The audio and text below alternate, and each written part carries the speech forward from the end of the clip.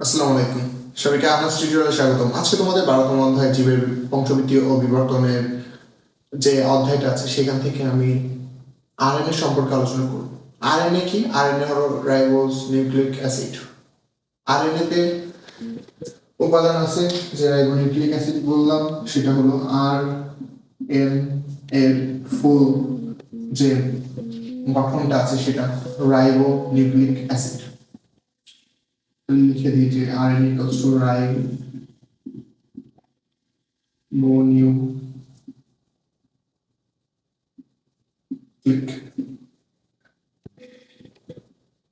Acid, ribonucleic acid.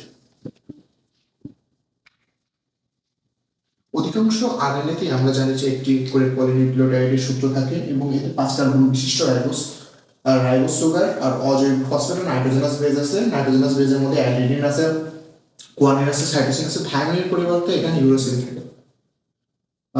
তোমরা আগে আমার ক্লাস যদি দেখে থাকো তাহলে জানবা যে ডিএনএ এর মধ্যে ছিল বেটা ডি রাইবোস সুগার, বেটা ডি ডিঅক্সি রাইবোস সুগার, তারপর অজৈব ফসফেট, তারপর নাইট্রোজেনাস বেস ছিল। নাইট্রোজেনাস বেসের মধ্যে ছিল আমাদের এ টি সি, যেটা পিউরিন আর পাইরিমিডিন দিয়ে ভাগ করছে। এটা হলো পিউরিন, এটা সরি, এটা পিউরিন আর পাইরিমিডিন, পাইরিমিডিন পিউরিন। আবার এখানে অধিকাংশ বলতে কি এখানে একটা সূত্র থাকবে। আমরা ডিএনএ তে পড়ে এসেছি যে দুইটা সূত্র, এর দুইটা সূত্র ডিএনএ তে, এটা ডিএনএ। আরএনএ তে এই যে একটা সূত্র, সিঙ্গেল সূত্র, এই সূত্রটা থাকবে না। এই একটা সূত্র থাকবে, যেহেতু আমার ডিএনএ সেখানে আমার ডাবল সূত্র দিতে হবে। এটা হলো আরএনএ, এটা হলো আরএনএ, এটা ডিএনএ।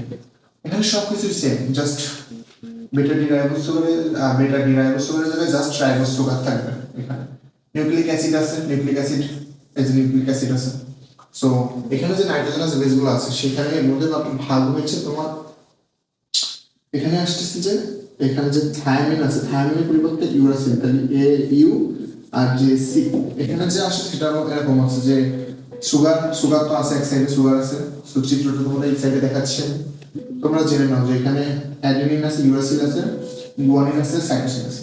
সো যদি এটা চিত্র দেখাইতে বলো তাহলে তোমাদের চিত্র হবে এরকম জাস্ট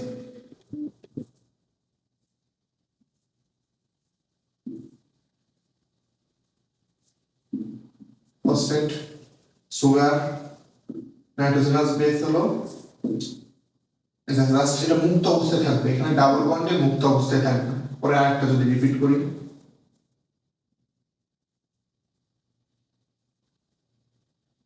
এর মধ্যে একটা বন্ড থাকবে।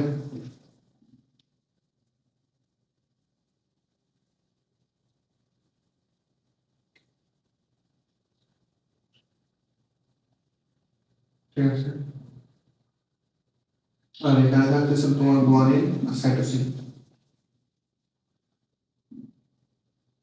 গুয়ানিন ট্রিপল বন্ড মুক্ত অবস্থায় থাকবে এবং সারি হয়ে তোমার এখানে একটা হেলিক্স পূর্ণ করবে আরএনএ। আর আরএনএ স্থায়ী পদার্থ হলো আরএনএ হলো ভাইরাসের ক্রোমোজোমের স্থায়ী পদার্থ। এবং আরএনএ যেমন টোবাকো মোজাইক ভাইরাস আছে, আর টিএমভি তে আরএনএ সরি ডিএনএ অনুপস্থিত, যেখানে ডিএনএ অনুপস্থিত সেখানে আরএনএ থাকবে। আর আরএনএ কে বংশগতির কিছু বস্তু হিসেবে কাজ করে, আরএনএ বংশগতির বস্তু হিসেবে কাজ করে। আরএনএ তেমন কিছু না, জাস্ট আরএনএ তোমাদের গঠনটা সম্পর্কে জানতে হবে, ডিএনএ আর আরএনএ এর গঠন। এটা ডিএনএ, এটা আরএনএ, কারণ আরএনএ তো জাস্ট সিঙ্গেল সূত্রক, সিঙ্গেল সূত্রক, ডিএনএ তে ডাবল সূত্রক। সো আরএনএ সম্পর্কে তোমরা বুঝতে পেরেছো? আরএনএ এর গঠন দিলে জাস্ট এইটুকু আলোচনা করে দিলে হয়ে যাচ্ছে। আর আরএনএ এর মধ্যে কি কি আছে। তারপরে যে টপিক, সেই টপিকের নাম হলো জীব।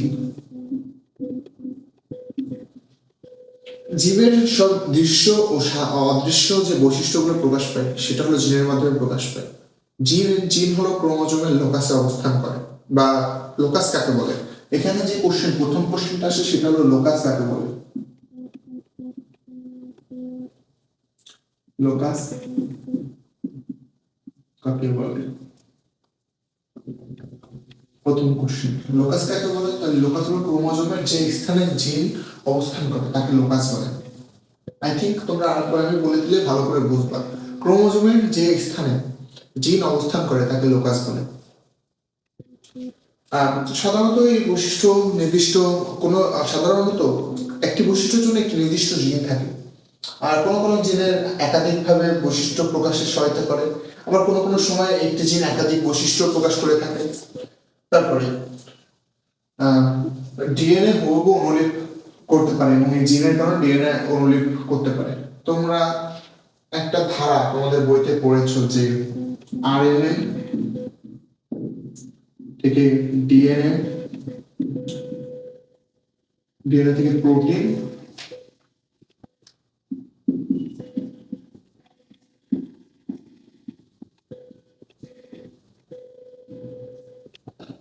বৈশিষ্ট্য আরএনএ সবগুলো উপস্থিত থাকে।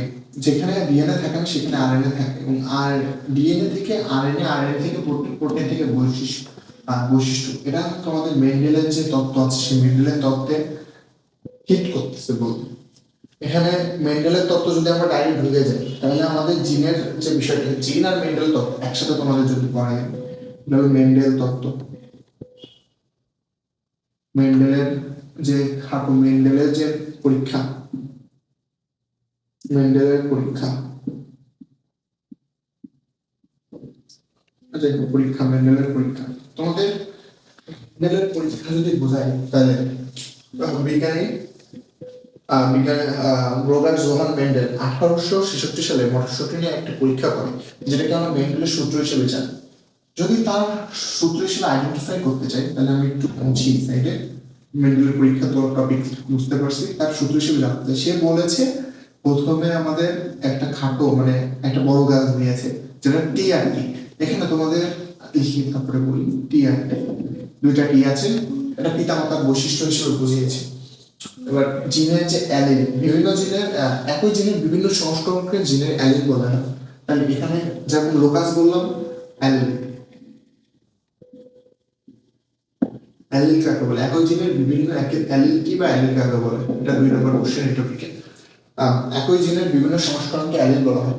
আর টি, টি আর টি তোমাদের আগে বেসিক গুলো ভালো করে বুঝিয়ে নিই। টি আর টি এটা হলো প্রোকাট ক্যারেক্টার বা ডমিনেন্ট প্রোকাট, প্রোকাট এটা হলো প্রচ্ছন্ন বা রিসিসিভ, প্রচ্ছন্ন ক্যারেক্টার, এটা হলো ডমিনেন্ট ক্যারেক্টার, এটা রিসিসিভ ক্যারেক্টার। এটা মেন্ডেল আগে বুঝিয়ে দিয়েছে আমাদের। যেখানে টি এটা থাকবে সেখানে এই প্রকার ক্যারেক্টারটা প্রকাশ পাবে, যেখানে বড় টি থাকবে সেখানে আমাদের প্রকার ক্যারেক্টার প্রকাশ পাবে, যেখানে ছোট টি থাকবে মানে বড় টি বাদে ছোট টি দুইটাই ছোট থাকবে তখন আমাদের এখানে প্রচ্ছন্ন ক্যারেক্টারটা প্রকাশ পাবে বা রিসিসিভ ক্যারেক্টারটা প্রকাশ পাবে। সো মেন্ডেলের পরীক্ষাটা আমি শুরু করি, আমাদের যে মেন্ডেল তত্ত্ব আছে সেই মেন্ডেল তত্ত্বটা শুরু করি।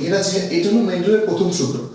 প্রথম সূত্র থেকে আমরা কি পাচ্ছি যে টি একটা খাটো গাছ আর একটা লম্বা গাছ নিয়েছি, এটা হলো লম্বা গাছ, টি হলো লম্বা গাছ, আর ক্যাপিটাল টি হলো লম্বা গাছ, স্মল টি হলো খাটো গাছ। সো আমরা যদি এটাকে ক্রস করি, এটা হলো পিতামাতা, এটা পিতামাতা, পিতার একটা জিন মাতার একটা জিন এসে এখানে টি উৎপন্ন হচ্ছে। এখানে যদি আমরা একটা করি তাহলে টি আর টি উৎপন্ন হচ্ছে।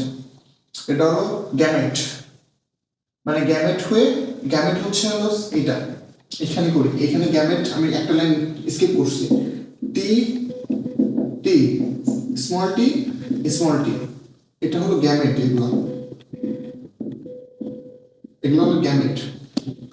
এইগুলো হচ্ছে এফ অন যৌন বা এফ অন উদ্ভিদ, এখানে সবাই লম্বা হচ্ছে, এফ অন যৌন বা উদ্ভিদ, ও দয় দয় ব উদ্ভিদ।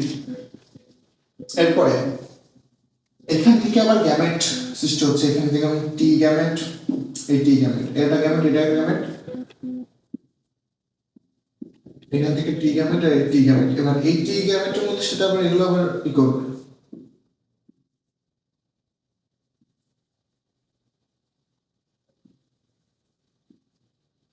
এখানে ক্যাপিটাল টি উৎপন্ন হচ্ছে, এখানে ক্যাপিটাল টি স্মল টি উৎপন্ন হচ্ছে, এখানে ক্যাপিটাল টি উৎপন্ন হচ্ছে, এখানে স্মল টি উৎপন্ন হচ্ছে, এটা হলো F2 যৌন, বা এটা হলো মেন্ডেল যে সূত্রটি প্রমাণ করতে চেয়েছে। সো এখানে গ্যামেট উৎপন্ন হচ্ছে, এটা গ্যামেট, এটা হলো দ্বিতীয় ক্ষেত্রে গ্যামেট, বা F2 যৌন যখন শুরু হচ্ছে, F2 উদ্ভিদ লম্বা লম্বা লম্বা খাটো, তাহলে এখানে লম্বা হওয়ার চান্স হলো 3/4%, আর খাটো হওয়ার চান্স হলো 1/4%, মানে এখানে ম্যাক্সিমাম লম্বা হচ্ছে। তোমরা বুঝতে পেরেছো? তাহলে আমি তোমাদের শর্ট ব্রিফটা দিয়ে দিই। এখানে যে F1 যৌন উদ্ভিদ দেখছো, F2 যৌন, এখানে পার্থক্য কি? পার্থক্য হলো এখানে দুইজনই লম্বা হয়েছে, কিন্তু F2 যৌনতে যখন আসছে মেন্ডেলের যে পরীক্ষাটায় তিনি যা বুঝিয়েছে, সেখানে আমাদের F2টা আসছে তিনটা আসছে হলো লম্বা আর একটা আসছে খাটো। তাহলে মেন্ডেলের যে প্রথম পরীক্ষা থেকে আমরা বলতে পারি যে বিজ্ঞানী মেন্ডেল প্রথমে আমাদের একটা গাছ নিয়েছে যেটা হলো লম্বা, আর একটা খাটো গাছ নিয়েছে যেটাকে সে পিতামাতার সাথে সরল তুলনা করেছে। তারপরে সে গ্যামেট ভাগ করছে, গ্যামেট হলো F1 T capital T small T সে গ্যামেট হিসেবে পরিণত করেছে। তারপরে সে F1 জন্য এদের মধ্যে যে ক্রস করছে, এখানে এদের মধ্যে যে ক্রস করে আসছে, সেখান থেকে আমাদের প্রথম F1 জনের উদ্ভিদ পাওয়া যাচ্ছে। F1 জনের উদ্ভিদ থেকে আমরা টি ক্যাপিটাল টি স্মল টি পাচ্ছি, এখানে F1 জনের উদ্ভিদ আসছে। তারপরে সে আবার এটাকে গ্যামেটে পরিণত করছে, গ্যামেটে পরিণত করে ক্যাপিটাল টি স্মল টি, তাদের মধ্যে আবার সেই F2 প্রকাশ করছি। F2 এর মধ্যে তিনটা আসছে লম্বা উদ্ভিদ।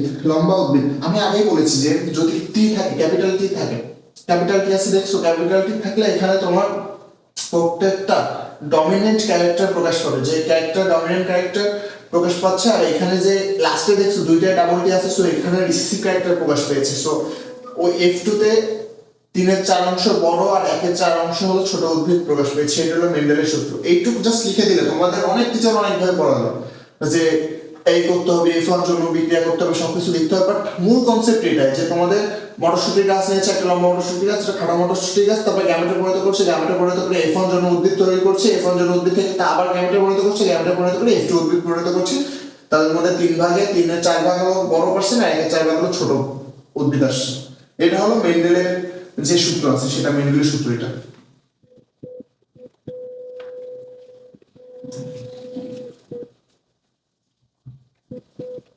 আই থিংক তোমরা বুঝতে পেরেছো যে আমি তোমাদের আজকে মেন্ডেলের সূত্র আর আরএনএ সম্পর্কে যে বিষয়টা জানিয়েছি।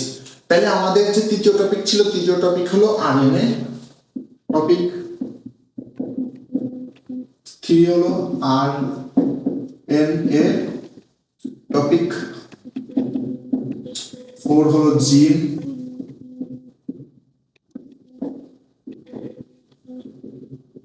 টপিক 5 হলো মেন্ডেলের পরীক্ষা।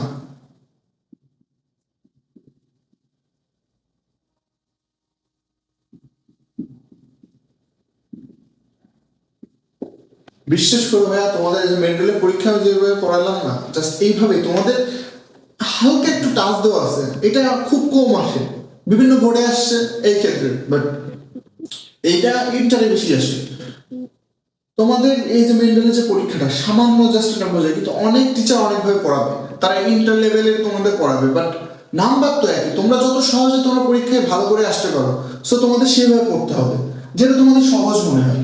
সো এটা ছিল আমাদের তৃতীয় টপিক, চতুর্থ টপিক, পঞ্চম টপিক এই অধ্যায়ে। আগের ভিডিওয়ে আমি তোমাদের ডিএনএ ও ক্রোমোজোম সম্পর্কে জানিয়ে দিয়েছি। সো আর যে কোশ্চেনগুলো আমি দিচ্ছি ওগুলো মাস্ট বি নোট করবা, কারণ ওইটা যদি তোমরা ভালো করে সলভ করতে পারো তাহলে তোমাদের যে এক্সাম সামনে সেই এক্সামটা ভালো করে দিতে পারবা, তোমাদের যে এসএসসি এক্সামটা আছে। সো আজ এখানে শেষ করছি। সবাইকে ধন্যবাদ। আসসালামু আলাইকুম। আহনাফ টিউটোরিয়ালের সাথে থাকার জন্য আবার ধন্যবাদ।